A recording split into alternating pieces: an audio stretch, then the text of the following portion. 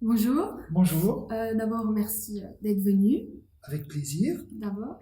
Et on va se présenter. Moi, c'est Audrey. Je viens de l'IET Notre-Dame à Charleroi. Et je suis venue avec Zéra qui vient aussi de l'IET Notre-Dame. Elisa qui est élève à l'Institut Saint-Joseph en réto. Et donc, on est là aujourd'hui pour vous poser plusieurs questions par rapport aux transgenres, etc. Donc, on va commencer par les questions. Du coup, comment as-tu compris que tu n'étais pas dans le bon corps? En ce qui me concerne, depuis ma tendre enfance, par des petites anecdotes, j'ai pu me rendre compte, dès les premières remarques de ma maman, par exemple, tu es un petit garçon, tu ne peux pas faire ceci, tu ne peux pas faire cela. Et ces remarques, justement, montrent déjà les prémices d'une différence. On se dit, mais pourquoi moi je ne peux pas et que maman peut le faire? Qu'est-ce que je fais de mal? Pourquoi? Parce que je suis un petit garçon, je ne peux pas faire ceci ou cela. Et plus tard, on se pose aussi, surtout à l'adolescence, l'arrivée de la puberté, je me suis posé la question de savoir, mais est-ce que ce n'est pas moi qui ai un problème après tout? Et en fin de compte, non, justement. Je ne voulais être que moi-même, être honnête face au regard des autres. Tout simplement. Je suis né dans un corps de garçon, mais je n'ai jamais été un homme. Je suis à l'aube de mes 53 ans et j'ai toujours été une femme. Et avant cela, une fille. Et avant cela, une petite fille. Tu avais l'impression que tu portais un masque au quotidien? Mais bien évidemment, on se cache derrière un visage qui n'est pas le nôtre. Il y a eu un moment où vous n'êtes pas senti normal? Mais déjà, le mot normal, c'est bien de faire ce petit signe. Parce que qu'est-ce que la normalité, si ce n'est les 3/4 du temps que la bêtise faite par le plus grand nombre? Être normal, ça ne veut rien dire. Être soi, ça veut tout dire. Dites-vous bien qu'à l'époque, bien évidemment, je ne me suis pas levé un matin en disant « Tiens, aujourd'hui, qu'est-ce que je vais pouvoir faire ?» Et si je changeais de sexe? Aussi quelque chose qui n'est pas juste, parce qu'on ne change pas de sexe. Ce n'est pas un choix, et on ne change pas, on est ce que l'on est depuis toujours. C'est inné, ce n'est pas la socialisation qui vous transforme en homme ou en femme. On est ce que l'on est dès le départ. Et j'avais bien évidemment expérimenté cette féminité et le regard d'autrui, le regard de cette société qui est souvent accusatrice pour beaucoup de choses d'ailleurs. Et quand je rentrais à la maison, je devais me travestir en homme pour revêtir le rôle que la société m'avait imposé. Et un jour, j'ai dit stop.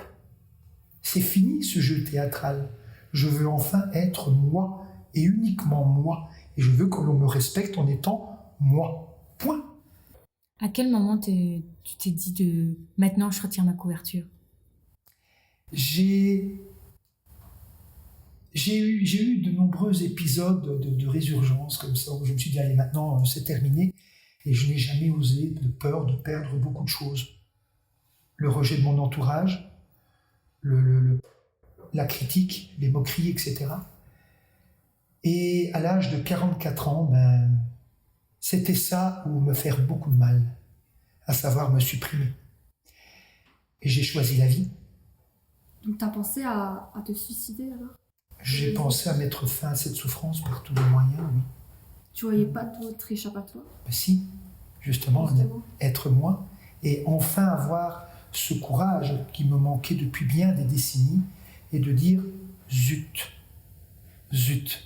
je vais me montrer comme je suis depuis toujours, et quelque part, j'ai été l'architecte de ma renaissance.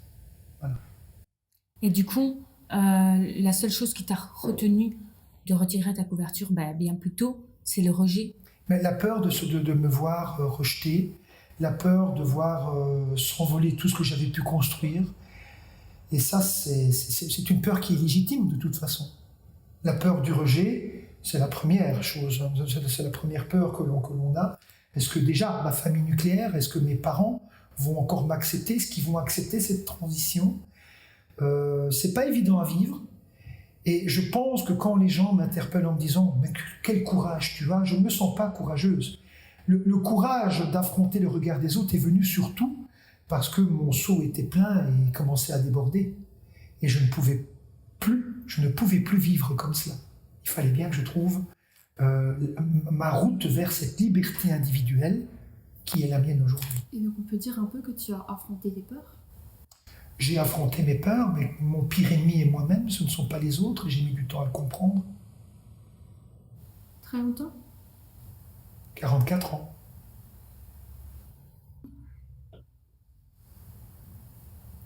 Et qu'est-ce qui te plaît à être une femme? Est-ce que c'est l'élégance, les vêtements, les habits ou le maquillage? Il est vrai que me concernant, je suis extrêmement attiré par cette féminité tirée à 4 épingles.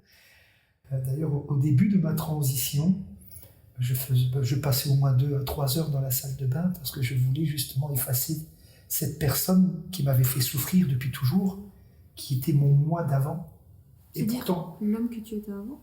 l'homme que j'étais avant, du moins l'homme, je n'ai jamais été un homme, ça je te l'ai dit tout à l'heure, mais l'homme qui paraissait Oui, voilà, c'est ce que je voulais dire. aux yeux de tous. Et je passais énormément de temps dans cette salle de bain. Je me métamorphosais.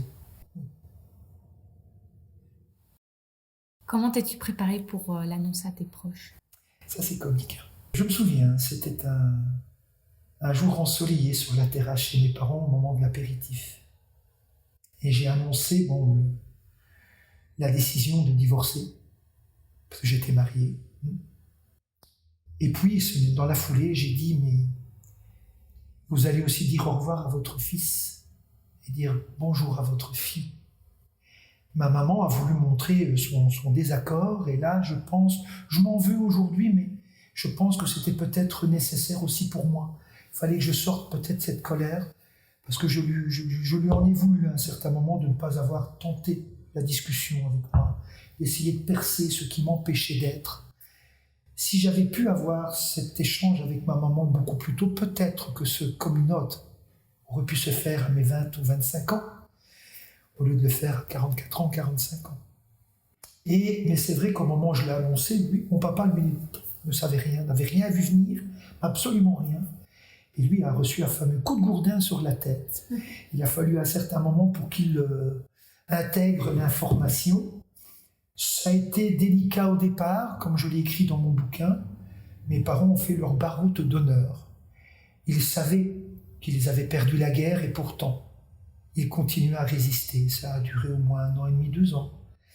Il a fallu ma vaginoplastie pour que mon papa me dise comment va ma fille aujourd'hui. Ça t'a fait du bien d'entendre ça? Énormément de bien. Ta relation avec tes parents a-t-elle beaucoup changé avant et après ta transition? Ma transition, par exemple, m'a montré que j'avais un papa que je pensais très autoritaire, et qu'il était aussi, notez bien, mais il était aussi enclin à devenir maternel. Et ça, c'est pas mal.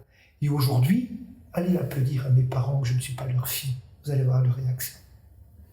Comme tu as fait ton changement, comment ça s'est passé au niveau légal? Ça, c'est une question hyper intéressante parce que, bon, vu mon grand âge, non, j'exagère, mais je vais utiliser un mot fort. J'ai subi l'ancienne législation. L'ancienne législation bafouait totalement les droits humains. Par exemple, j'ai commencé par changer mon prénom sur tous mes documents, tout en ayant toujours un M sur ma carte d'identité.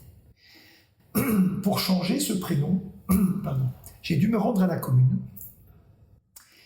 Et comme je changeais ce prénom, je changeais un prénom masculin en un prénom féminin, j'ai dû apporter un document, une attestation du psychiatre, comme quoi, effectivement, j'étais dans ce qu'on appelait avant, et qu'on ne doit plus appeler aujourd'hui, la dysphorie de genre. On pourra peut-être en parler après. Et deuxièmement, je devais prouver que j'étais en train, justement, de suivre un traitement hormonal substitutif auprès d'un endocrinologue. Je ne vois pas en quoi tout ceci a à voir dans la volonté de changer d'un prénom. Mais c'était comme ça. Puis, quand j'ai changé la mention de mon genre, qu'on appelait aussi vulgairement le sexe, là, rebelote, j'ai dû refournir un document du psychiatre, quelquefois que je ne serais pas normal. Et de surcroît, j'ai dû fournir un document de mon chirurgien, pas forcément aller jusqu'à la vaginoplastie, mais pour dire que la stérilisation avait lieu. Donc, comme le dit un ami à moi qui s'appelle Nathéo, avec qui je me déplace dans les écoles et un peu partout pour faire des conférences, avait-on eu peur à l'époque que nous nous reproduisions? Est-ce que la transidentité est une maladie? En quoi je me vois obligé de devoir me faire opérer pour modifier mon genre sur des papiers administratifs? On a subi tout ça. Non, la nouvelle loi qui est en vigueur à l'heure actuelle, qui est rentrée en vigueur au 1er janvier 2018, a facilité tout cela. Le bémol, c'est que le volet médical n'a pas été traité par cette loi. Et en termes de certains remboursements pour les personnes transgenres qui souhaitent passer par des opérations de transition, eh bien là, ça peut parfois poser problème. Mais ça, on ne va peut-être pas rentrer dans le détail aujourd'hui. Mais la loi n'est pas encore parfaite. Concernant ma parentalité, effectivement, bon, j'ai essayé de construire ma vie comme tout le monde, comme tout à chacun, avec ce petit bémol, c'est que ce n'était pas la personne honnête, mais malhonnête, étant donné que je cachais ce que j'étais réellement, qui a tenté de faire sa vie. Donc j'ai tenté d'être un bon mari, un bon père, et j'en suis fier. Je serai toujours le père de ma fille avec énormément de fierté. Je ne veux pas être autre chose. Mais c'est vrai que, d'un point de vue législatif, la loi transgenre a modifié certaines choses, et c'est un volet de la loi dont on ne traite jamais, même au niveau des médias, c'est justement cette filiation. Alors, les choses se sont installées d'elles-mêmes parce que la loi avait bien précisé qu'il n'y avait pas de retour en arrière et que ces modifications légales apparaissaient au moment où la loi rentrait en vigueur au 1er janvier 2018. Donc je me suis dit, tiens, et si je demandais un extrait d'acte de naissance pour mon enfant, serais-je toujours le père ou vont-ils avoir cette intelligence d'esprit d'appliquer cette nouvelle loi? Et j'ai été surprise de voir que j'étais reprise comme coparente. Donc cette loi qui avait pour vocation de changer un avenir avait également changé un passé. Et ça, c'était vraiment génial. Mais bien évidemment, cette loi donc, transgenre a amélioré les choses au niveau de coparentalité masculine. Une femme accouche mais devient un homme. Que faire de cet homme transgenre? Cet homme sera la mère parce que cet homme a accouché, ou deviendra-t-il le père au même titre que le conjoint? Eh bien là, ils ont vite tranché, il y a ce qu'on appelle une copaternité. Mais cette féminité qui engendre un enfant est tellement sacrée que je présume que là, on n'a pas voulu modifier certaines choses. Pourquoi? Parce que le principe de comaternité n'existe pas dans le texte, mais bien de coparentalité. Et là, à mon sens, il s'agit là, à mon égard et à l'égard de toutes les femmes transgenres qui auront la même histoire que la mienne, je subis ça comme une forme de discrimination. Pourquoi ne pourrais-je pas être la commère, être dans une comaternité, étant donné qu'à l'heure actuelle, je ne suis ni plus ni moins une femme avec un grand F. Là, je trouve que le législateur, si un jour il m'entend, devrait peut-être y réfléchir. Si ce n'est pas trop indiscret, qui a été la première personne au courant de ta transition? Ce n'est pas une personne. Bon, en dehors de mes parents, bien évidemment, de mon ancien conjoint. D'accord? Mais je voudrais mettre en avant une jeunesse qui est formidable à l'heure actuelle. Je me souviens, je suis dans une classe où je n'ai que des filles. Elles sont 8. Nous sommes en avril de 2015. Avril 2015. Et on avait bien bossé, j'avais quand même pas mal d'heures avec mes élèves. Au bout de 5-6 heures de cours, je me suis permise de relâcher la tension et on a parlé de tout et de rien. Et là, sans m'en rendre compte, je me suis dévoilé par la féminisation de mes pronoms, par un tas de choses. J'étais à l'aise avec cette petite troupe qui était... J'ai toujours été très proche de mes étudiantes, mais là, c'était vraiment une classe particulière. Et c'est peut-être pourquoi, inconsciemment, plouf, j'ai lâché le tout. Et c'est elles qui m'ont fait la remarque, ils m'ont dit, mais c'est assez comique, hein. Mais monsieur, vous vous êtes entendu là? Vous vous êtes parlé au féminin? Je dis zut, zut, zut, zut, zut. Et là, j'en ai quand même marre. Je venais de commencer mon hormonothérapie en mars. Et j'ai dit après tout. Alors, je leur ai fait promettre quelque chose. Je leur ai dit, écoutez, je vais vous raconter une histoire, la mienne. Mais vous allez me faire plaisir. Ça doit rester ici, entre nous. Laissez-moi l'opportunité de me dévoiler. Vous n'avez pas à le faire à ma place. Et je leur ai expliqué toute mon histoire. C'est passé comme une lettre à la boîte aux lettres, comme dit l'expression. Et une semaine après, on se faisait un petit restaurant. Et je leur ai présenté Clarisse. Et c'est resté notre secret pendant 2 mois. Parce qu'au mois de juin, là, j'ai baissé le rideau. Et je dis merci à ces élèves-là, qui sont toujours dans mon cœur. Ça t'a vraiment touché Très, très, très. Quand je dis que les émotions, moi. Vive les hormones. Ce qui est important pour moi, c'est de faire passer un message au niveau des élèves.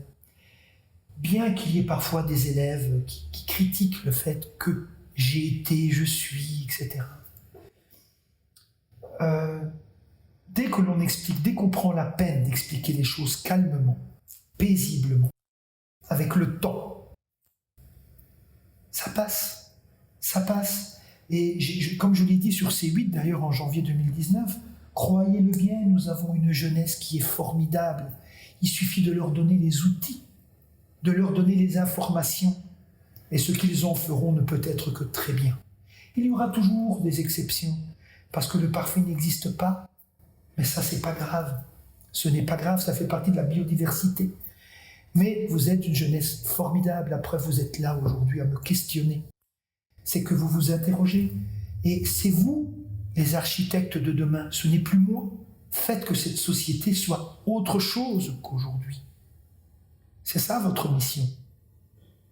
Quel message vous voudrez faire passer à ceux qui vont voir cette vidéo, à ceux peut-être qui sont transgenres ou ceux qui ont des préjugés? Mais n'ayez pas peur. Le meilleur est à venir. Levez-vous et marchez. Soyez vous-même, mais ne soyez jamais ce que les autres veulent que vous soyez. Être soi-même, c'est la plus grande des libertés. Et n'oubliez jamais ce mot, autodétermination. Ça doit résonner dans toutes les têtes à l'heure actuelle.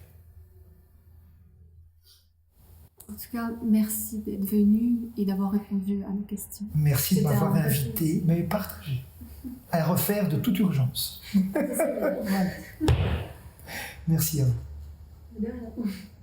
Et coupé.